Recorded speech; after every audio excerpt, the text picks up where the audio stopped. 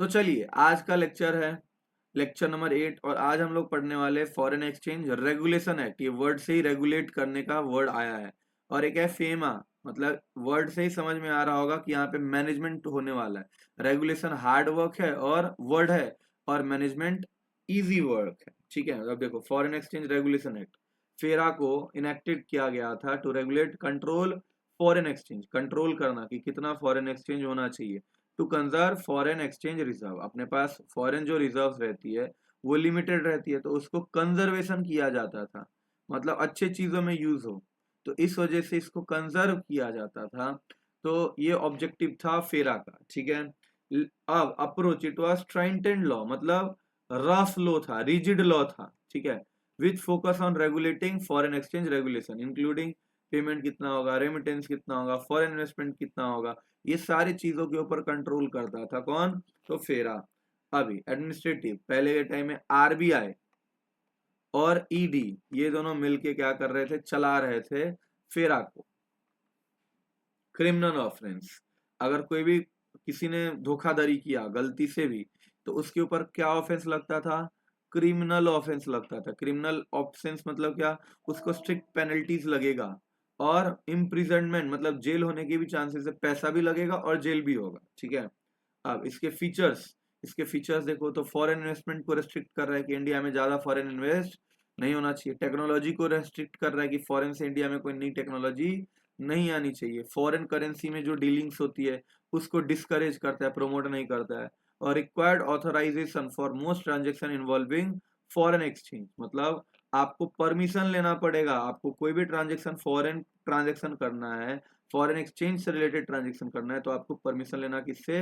आपको परमिशन लेना पड़ेगा आरबीआई से और ईडी से। ठीक है, चलो रिपील, फेरा वाज इवेंचुअली रिप्लेस्ड बाय, इसको रिपील किया किसने, चेंज किया किसने किया? तो फेमा ने। 2000 में फेमा आया और इसको चेंज कर दिया, क्योंकि यहाँ पे क्या था, बहुत रिजिड और आउटडेटेड रूल्स और रेगुलेशन प्रोविजंस। अभी आगे चलते हैं, फेमा के ऊपर बात करते हैं। तो फेमा क्या है सर?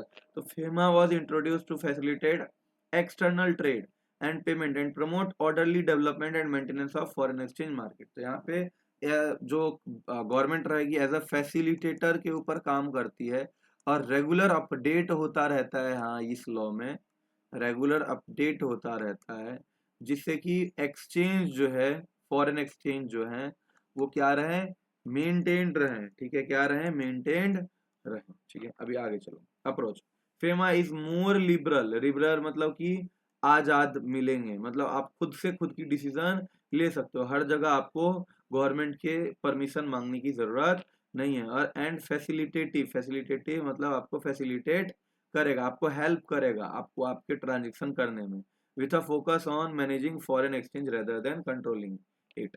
मैनेज करना है, कंट्रोल नहीं करना है।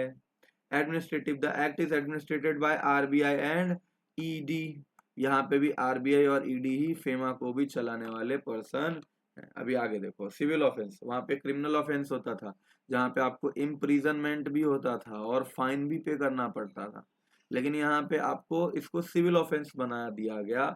सिविल ऑफेंस मतलब आपको पेनल्टी देना पड़ेगा, आपको इम्प्रिजनमेंट नहीं होने वाला है। अगला key feature, encourage foreign investment and liberalisation. इससे क्या होगा, फॉरेन इन्वेस्टमेंट को क्या किया जाएगा, इनकरेज किया जाएगा, और लिबरलाइजेशन होगा। लिबरलाइजेशन मतलब क्या, कि किसी को इंडिया में आना है, इंडिया में आके इन्वेस्ट करना है तो कोई प्रॉब्लम नहीं होगा। और foreign exchange control, simplified procedure for current account transaction and external payment. तो करंट अकाउंट ट्रांजेक्शन जो होते हैं, जो डे टू डे हम लोग ट्रांजेक्शन करते हैं फॉरेन से, इसके ऊपर सिंप्लीफिकेशन होगा, मतलब आसानी से लोग कर पाएंगे। और एक्सटर्नल पेमेंट करना रहेगा तो आप रिजर्व्स लो और पेमेंट कर दो। Emphasis on management and regulation rather than strict control, आपको मैनेजमेंट करना है एंड रेगुलेट करना है, आपको कोई चीज को स्ट्रिक्ट तरीके से कंट्रोल नहीं करना है। कंट्रोल और रेगुलेट करने में बहुत फर्क है। अब देखो यहाँ पे कुछ एक डिस्टिंग्विश देख लेते हैं फेरा और फेमा का। ऑब्जेक्टिव, फॉरेन एक्सचेंज और मिसयूज को वेट रोकना है।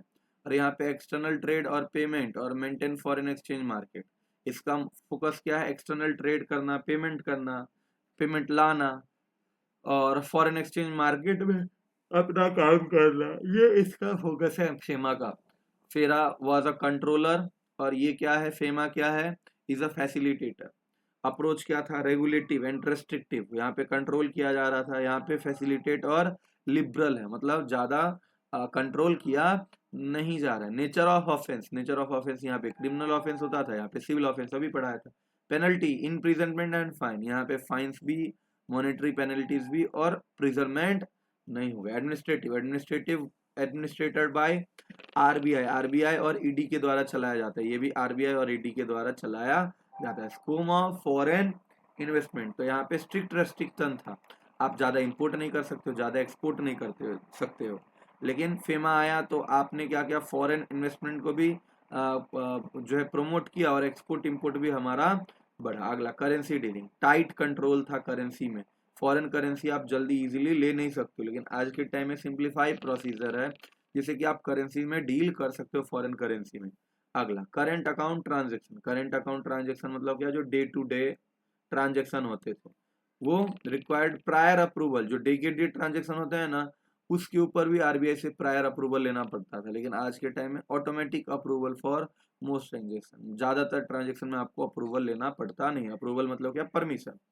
अपील प्रोसेस, यहाँ पे अपीलेट कोई अथॉरिटी नहीं रहता है। Appeal tribunal and special director appeal provided, मतलब अपील करने के लिए आपको लोग प्रोवाइड करे जाएंगे। Focus controlling and conserving, control करना और बचा के रखना फॉरेन रिजर्व। और यहाँ पे क्या है, managing foreign exchange market and facilitating trade, trade को फैसिलिटेट करना। अभी अगले लेक्चर में हम लोग पढ़ेंगे MRTP act and competition act.